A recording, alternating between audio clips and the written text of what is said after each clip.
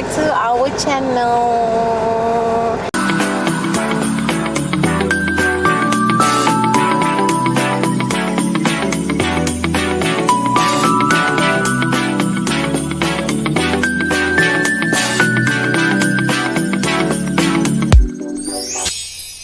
Untuk pengetahuan korang semua, okey, untuk swab test ni kita buat untuk kali kedua dah.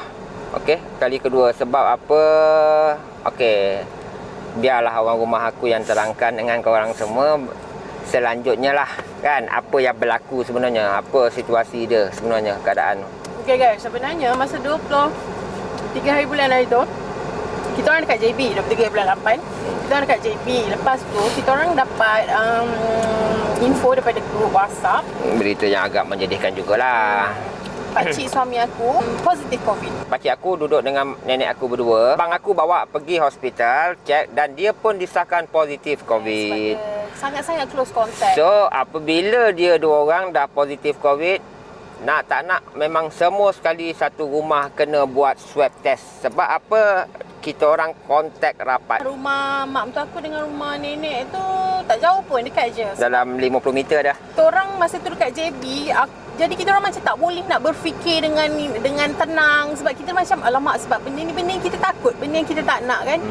Dan tak sangka benda tu terjadi dekat kita punya family yang terdekat. Lagi bila melibatkan family guys, aku korbankan apa semua demi keluarga aku. Dua-dua keluarga lah. Keluarga mak mentua aku, keluarga mak aku. In case kalau ada apa pun yang berlaku, aku akan ke depan juga guys. Walaupun depan tu kata orang tu api, aku redah juga api. Walaupun aku tahu benda tu patutnya aku tak sepatutnya kena pergi. Sebab apa? Aku kena kuarantin. Sebab apa? Aku tak berjumpa dengan diorang. Tapi aku ambil tindakan yang drastik. Macam mana guys nak cakap pasal... Susah nak cakap sebenarnya keadaan ni. Bila kena tu kita jadi macam jam. Kita jadi macam down sekejap. Kebetulan pula time dapat berita tu dengan adik aku pula accident, patah buku lali kan. Kita orang tak pakai gelang guys, sebabnya kita orang kat JB. Jadi kita orang pun macam kita ada jumpa ke tak dengan atuk dengan Pak Ngah ni lah. Tapi kita macam sebab masa tu suami aku demam. Masa tu dia demam, jadi kita risau.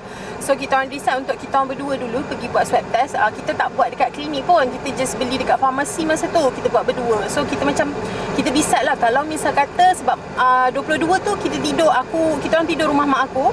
So kita decide kalau misal kata salah seorang daripada kita orang ni positif, so yang dekat rumah mak aku pun kena test jugalah. Okey, lepas tu kita orang test tu, aku punya negatif, suami aku punya positif. Dua line tapi dia tak clear. So aku dah rasa macam, ya Allah, aku rasa macam gelap sekejap dunia. Aku macam benda yang kita tak nak. Tapi aku tak puas hati, aku pergilah buat dekat klinik. Buat satu kali aku buat RTK lah dekat klinik. Bila buat kat klinik, okey, negatif. Aku tak tahu kenapa, apa masalah yang first yang kita beli tu. Mungkin macam ni lah, mungkin apa dia punya cara alat, kita buat cara buat tak betul ke. Lepas tu alat dia mungkin kadang-kadang mungkin ada yang tak berfungsi ke. Macam itu kan. Lepas tu kita orang pun kenapa kita orang tak pakai gelang, tapi yang dekat rumah semua pakai gelang. Sebab aku 3 hari bulan aku nak kena vaksin. Jadi kita ni kita orang rasa kita bukan kontak yang terlalu rapat dengan nenek, sebab satu kita orang tak ada. So kita orang masa dia orang pergi buat swab dekat klinik kesihatan, kita orang berdua pergi buat dekat klinik berbayar lah. So kita bayar, kita buat RTK. Memang masa tu result aku yang negatif. So besok ni 2 hari, sekarang 1 bulan, besok 2 hari bulan aku nak kena pergi JB. Sebab 3 hari bulan aku ambil vaksin.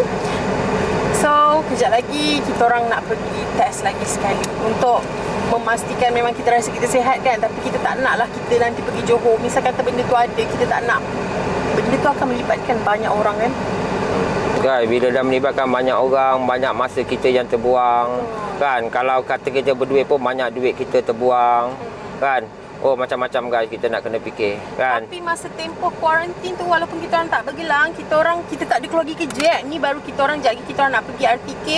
Kalau negatif baru kita nak pergi site. Macam tu, sebab kita ada keluar jugalah, just pergi beli. Sebab kita je yang ada kan yang tak pakai gelang. So kita pergi beli beli lauk ke, pergi pasar raya beli barang-barang, lepas tu terus balik memang mandi. Tak payah cakap lah, satu hari memang. Tapi apa pun yang kita buat, kita pun penjarakan ke apa ke SOP kat rumah pun kita proper kan. Jadi kita semua pakai bahasa telefon. Okey, bila kita nak keluar bilik kita WhatsApp. Okey, ada siapa-siapa tak keluar, kalau ada kita nak keluar sekejap nak apa, okey yang ni masuk. So maksudnya nak masak, diorang akan pastikan diorang dalam bilik. diorang semua dalam bilik. So kita jaga semua guys. Pasal kita ada handphone, kita kena gunakan apa yang ada lah sebenarnya. So guys, kawan boleh tengok aku punya apa test kali ni wife aku yang buat lah. Aku dah 3 kali buat. Aku dah tak ada apa dah sebenarnya. Cuma aku nak bawa bini aku dia pergi buat swab. Tak berapa ni sangat Okey, so apa-apa kita tunggu guys. Okey, jadi kita Stay tune.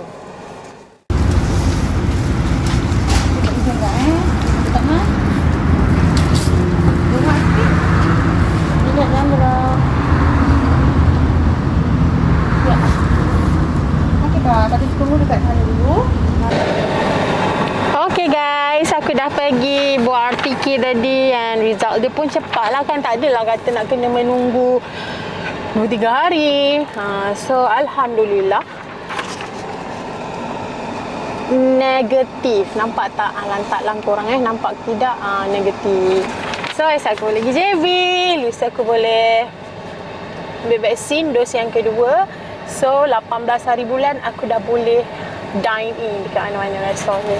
So aku tengah menunggu laki aku ni. Dia nak ambil barang dengan kawan dia. Okay guys, seperti yang you all tengok tadi. Okay, keputusan semuanya alhamdulillah lah negatif. So apa yang aku nak pesan dekat korang semua guys. Okay, yang pertama guys, kalau tak ada keperluan yang mustahak lah, keperluan yang tak ada apa-apa keperluan, so you orang stay lah dekat rumah. Betul, tak payah keluar. Bahaya guys. Penyakit ni semakin hari semakin kritikal lah guys, nampak. Kita pun dah jadi macam jam lah. Jam tak tahu nak cakap macam mana kan. Kita pun dah quarantine, kita pun dah duduk, dah follow, tapi kes semakin hari semakin menaik. Betul guys, aku tak faham. Awak rasa COVID ni bila agak-agak berakhir? Kalau pada aku, kalau pada saya lah kan, saya tak rasa dia akan berakhir. Dia macam gini lah, COVID ni dia akan sentiasa ada. Tapi sekarang kita ni, kehidupan kita pun dah kritikal tau. Company yang besar-besar pun dah banyak yang tutup. So, saya rasa kita ni sebenarnya, kita semua ni kena belajar untuk hidup dengan COVID. Contoh macam gini lah, kita ambil macam gini. Masalah, kita anggap COVID ni masalah. Macam mana pun, kita mengelak, dia tetap ada. Tapi kita kena bijak untuk mengatasi masalah tu. Dia sama juga macam denggi lah sebenarnya Dia penyakit tu dah kata orang tu dah... Kita kena belajar untuk hidup dengan dia. Kita kena tahu macam mana kita nak kira macam mencegah benda tu. Sama macam denggi. Macam tu lah. Kita tak nak kena denggi, kita kena buat apa? Kita jangan nyamuk, benda-benda kotor macam itu. So rasanya air bercakung kena buang. So aku rasa banyak jugalah kita dah dengar kerajaan sekarang dia jangan sibuk fikir macam ni kita nak nak hentikan, macam mana kita nak bagi dah tak payah fikir macam itulah. Sebab macam it doesn't work. Apa benda kau buat pun macam tak menjadi. Cuma sekarang korang kena... Okay, pada aku macam ni lah guys. For me, okay, kita kena jaga diri kita. Bila kita semua buat jaga diri masing-masing, insyaAllah lah kes ni akan drop. Macam akan ni turun. kita lockdown dah berapa lama kan, tapi kes makin tinggi. So rasanya ni pandangan lah kan, kerajaan kena fikirkan cara untuk kita ni, macam mana untuk kita ni nak hidup dengan COVID ni. Tak payahlah nak fikir macam mana nanti rakyat yang mati sebab tak makan, tak kerja, tak ada duit. Betul. So kita pandai-pandai lah macam mana kita tak nak kena denggi. Kita jangan pergi tempat-tempat yang kotor. Okay guys, macam aku cakap tadi, kalau tak ada apa keperluan, stay home. Betul. Stay at home. Okay, kalau ada keperluan yang memerlukan kita keluar, kena ingat guys, kena patuh garis panduan yang dikeluarkan kerajaan. The first thing is, you kena ada mask. Wajib compulsory ada mask. Okay. Dan yang kedua, sanitizer guys. Sanitizer ni cari banyak tempat ada jual guys. Farmasi ke apa, beli yang kecil-kecil. simpan dalam kocek. Tak apa yang macam gini, korang dah beli barang tu spray aja. Ini semua dekat luar kalau kita nak spray badan. Okey, yang tu tadi. Yang ni simpan dalam kocek guys. Kemana kau keluar, okey, bila kau ada berurusan, duit ke apa ke, barang ke apa sekalipun, sanitize tangan dulu guys. Lagi satu, vitamin. Kita kena ambil suplemen. Lagi satu suplemen guys, kena ambil. Okey, vitamin. Kalau macam contoh yang kekurangan duit tu, kita makan makanan yang ada vitamin. Macam pisang, apa, nenas, apa semua. Okey, benda-benda yang bagus kena makan. Banyakkan makan makanan. Okay guys. Okay guys, aku cuma tu je aku nak pesan pada korang semua. Semoga kita semua dilindungi Allah Subhanahu Wa Taala. Semoga kita dijauhkan daripada penyakit COVID dan seluruh rakyat Malaysia. Hingga kita berjumpa lagi the next video yang akan datang. Aku nak berterima kasih lah pada orang-orang yang macam bagi kata-kata semangat dekat kita orang. Adalah segelintir ada subscriber kita yang tahu, yang selalu bertanya khabar. Memang kita orang memang negatif. Aku dengan husband aku memang negatif. Yang kat rumah tu sebab diorang check dekat kerajaan, so dalam 2-3 hari nanti akan tahu. Tapi buat masa ni masih negatif lagi lah diorang kan. Terima kasih sangat-sangat dekat sebab masa tu walaupun aku negatif, keadaan aku masa tu aku tak sihat kan. Saya tak sihat masa tu. Thank you pada sugar aku yang faham, yang cuba untuk beli macam-macam ubat. Mak untuk aku pun macam-macam ubat dia buat. Mak aku pun yelah sebab dia tak ada dengan aku, hari-hari dia call tanya macam mana pun benda semua macam tu. So thank you so much. Okay guys, see you on our next video. Bye bye. Assalamualaikum.